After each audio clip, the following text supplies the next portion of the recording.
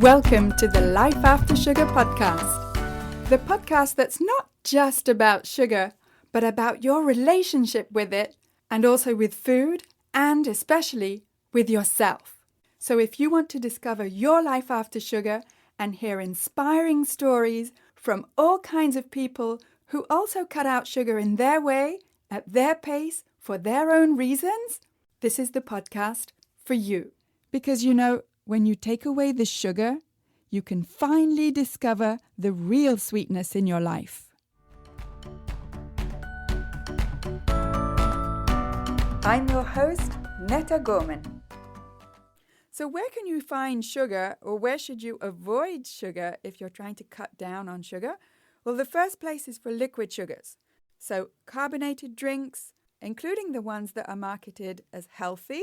So any kinds of sodas, even pure fruit juice is actually where pure sugar is found, unfortunately. Any kind of fruit juice squash, flavored teas, flavored coffees, and of course the obvious sources of sugar in candies, sweets, chocolates, cookies, desserts, cakes, all those kinds of things.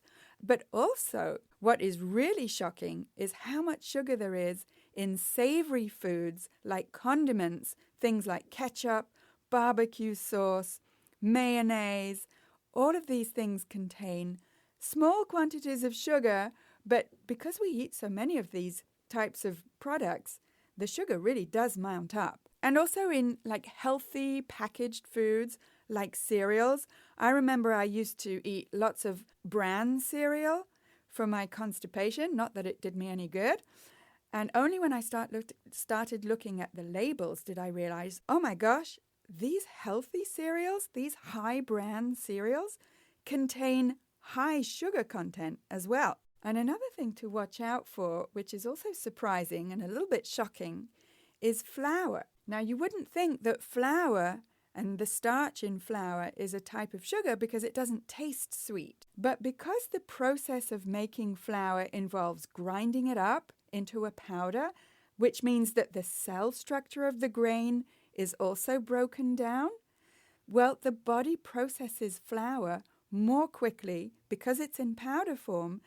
And basically, the body processes flour pretty much in the same way as it does sugar. So when we eat flour, especially white flour and products made from it, the starch in powder form hits our body and our blood sugar level in a very similar way to sugar and causes a blood sugar spike. Now, you don't have to be diabetic to worry about blood sugar spikes. This can happen to anybody. So foods that are made from flour, like bread, especially industrial bread and white bread, pasta, crackers, all these types of foods have just a high of a glycemic index or even higher than table sugar. And this is a problem for a lot of people because research has actually shown that people who eat foods with a higher glycemic index, which means that it affects their blood sugar level, well, they're more likely to report addictive types of behaviors in relation to eating these types of foods that either contain sugar or flour or both. So the grinding or the milling process that turns whole grains into flour also strips away many of the essential nutrients and minerals. And if you look at the packaging of these types of products, you will see that the companies have added extra nutrients and minerals. Why? Because they were stripped away in the processing of making whole grains into flour. And when these products that contain so few nutrients get into your body realizes, hey, I'm not being fed. And it makes you have this kind of relationship that wants to eat more because what your body is actually saying is, hey, I want to be fed. Give me more food. And then we feel hungry and we want to eat again. But the irony is that what we're giving our body is nutrient-poor foods. So basically, flour is digested far more quickly than real whole grains. So that speed of digestion causes your blood sugar to spike and then drop. And that makes you feel hungry, makes you interpret that feeling as being hunger, even if you've just eaten. And it decreases your ability to feel full as well. And it also cues your body to store fat by making your pancreas produce insulin. So bottom line, flour, like sugar, gives you minimal nutrients, and sugar actually gives you 0 nutrients. They both spike your blood sugar, and they can both lead to overeating, but overeating of the very foods that cause you to feel this way. So pizza, bread, chips, cookies, candies, cakes, desserts, all of these things are what you crave because you're giving your body food that isn't actually nourishing your body. So what about fruit? I don't know how many times people have asked me, Netta, do you eat fruit? And the answer is yes. There's a massive difference between the sugar that naturally occurs in fruit and the highly processed, highly refined sugar and flour that we find in processed products.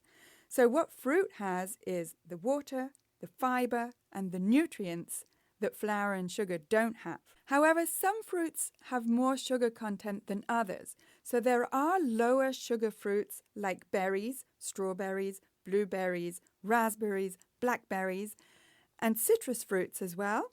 And there are higher sugar fruits like grapes, cherries, watermelons, bananas, mangoes. All those kinds of exotic fruits are much higher in sugar content, so they're not necessarily bad, but just be aware they do have a higher sugar content. And when you actually take fruit and dry it, so any kind of dried fruits or any kind of date puree, for example, well, then what you're doing is you're taking away the water content and you're concentrating the sugar content. And you can imagine, I don't know about you, but I remember being able to eat a dozen dried apricots in one go. Now, that's a lot of sugar. Whereas the whole apricot, I wouldn't be able to eat more than 2 or 3 at one go. So watch out for dried fruit because the sugar is really concentrated because the water has been taken away. And same thing for pureed fruit. The fact that it's been pureed also makes your body metabolize it, use it a lot faster. And then you have fruit juices where you have all the sugar of the fruit and none of the fiber. It's a real sugar bomb for your body. So fruit juice is definitely not the same as a piece of fruit.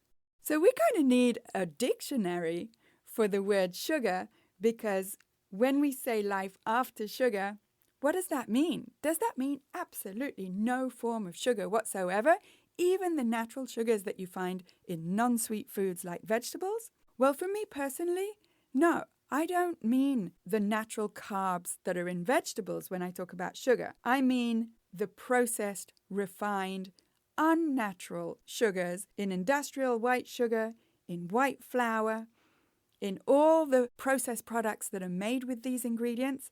Those are the main ones. Whereas fruit and vegetables that contain naturally occurring carbs and sugars, those are fine. But if you do want to reduce higher sugar content fruits, that might help you too for your relationship with sweetness and with sugar.